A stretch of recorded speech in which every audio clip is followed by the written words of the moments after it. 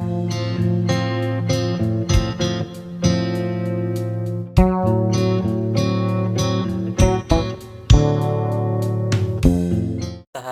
audit atas laporan keuangan.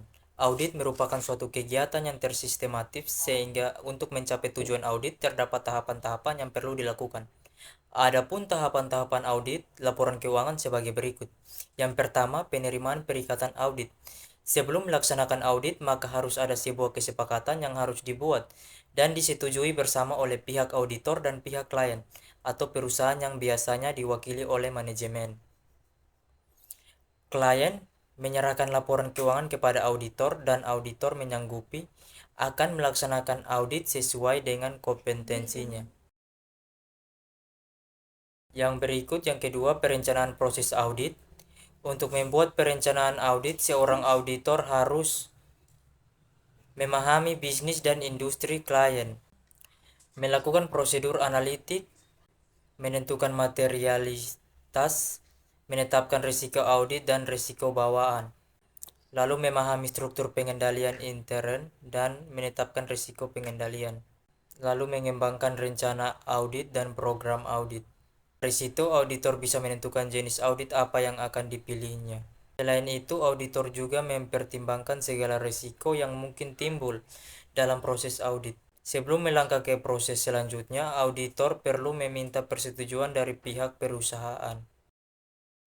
Yang ketiga, pelaksanaan pengujian audit. Setelah membuat perencanaan audit laporan keuangan, maka saatnya melaksanakan pengujian audit. Pada tahap ini, auditor akan melakukan pengujian analitik, pengujian pengendalian, dan pengujian substantif.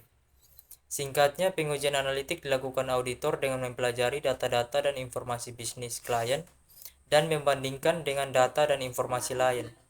Pengujian pengendalian merupakan prosedur audit untuk melakukan verifikasi efektivitas pengendalian internal klien. Sementara pengujian substantif merupakan siklus audit untuk menemukan kesalahan yang langsung memberikan pengaruh pada laporan keuangan. Dengan ini, tujuan audit untuk mengevaluasi sudah tercapai. 4. Tahap analisis dan observasi. Dalam melakukan proses audit perusahaan ini, harus ada pihak perusahaan yang bertugas mengawasi kinerja seorang auditor.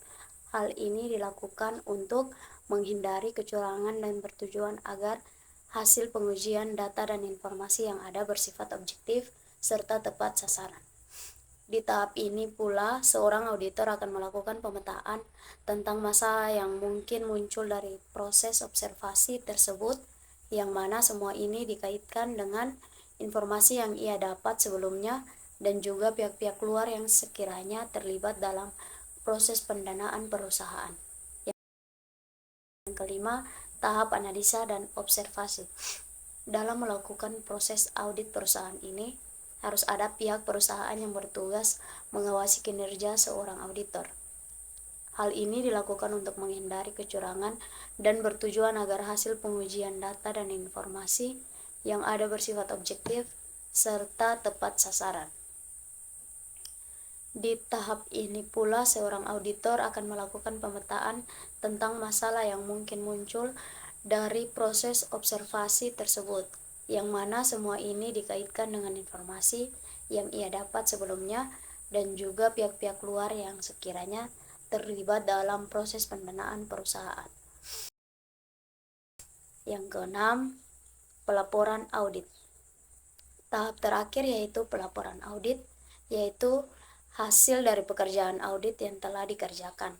Laporan ini merupakan bentuk komunikasi auditor dengan pihak lainnya, sehingga tidak boleh dibuat secara sembarangan. Di dalam laporan audit harus mencakup jenis opini, jasa yang diberikan, objek yang diaudit, tujuan dan ruang lingkup audit, hasil audit dan rekomendasi yang diberikan jika ada kekurangan. Laporan audit merupakan tanggung jawab audit yang besar, sehingga untuk memutuskan dan membuat laporan ini harus hati-hati. Tahap-tahap penerimaan perikatan audit. Yang pertama, mengevaluasi integritas manajemen.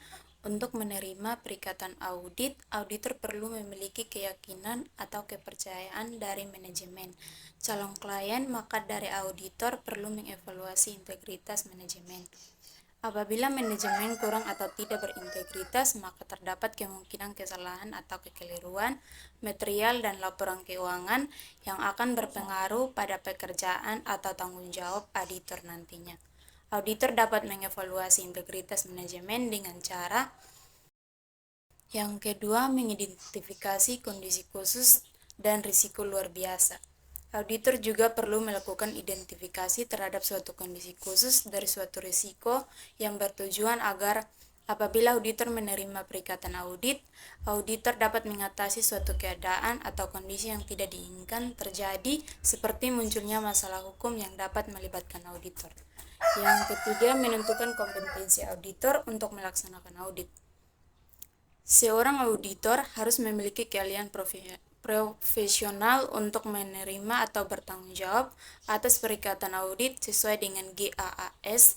Dalam mengidentifikasi kompetensi auditor, auditor harus dapat mengidentifikasi tim audit dan mempertimbangkan kebutuhan konsentrasi selama proses audit. Yang keempat, evaluasi terhadap independensi auditor. Seorang auditor harus memiliki sikap independen atau tidak dapat dipengaruhi dan tidak memiliki siapapun. Jujur atas temuan saat melakukan audit, independen, mampu menampilkan kepercayaan dari masyarakat, memiliki integritas dan objektivitas agar dapat bebas dari konflik kepentingan tertentu dan tidak membiarkan terjadinya salah saji material mistaken. Penentuan kemampuan auditor dalam menggunakan kemahiran profesinya dengan cermat dan seksama. Auditor harus menggunakan kemahirannya, ketersediaan waktu yang baik untuk perencanaan dan pelaksanaan audit merupakan faktor penentu kemahiran profesional seorang auditor. Yang keenam, membuat surat perikat audit secara umum. Isi pokok surat perikat audit yaitu SA seksi 320 P.5. A. Tujuan audit atas laporan keuangan. B. Tanggung jawab manajemen atas laporan keuangan. C. Lingkup audit, undang-undang peraturan yang harus ditaati oleh auditor. D. Bentuk laporan atau komunikasi lain untuk menyampaikan hasil perikatan. E. Fakta mengenai keterbatasan bawaan audit yang tidak dapat mendeteksi kekeliruan dan kecurangan material. F. Pengaturan reproduksi kelaporan keuangan audit. G. Kesanggupan auditor untuk menyampaikan hasil temuannya saat melakukan audit. H. Akses ke berbagai catatan atau dokumen guna melakukan audit. I. Dasar untuk menghitung fee audit dan pengaturan penagihannya. Sekian dari presentasi kami, terima kasih.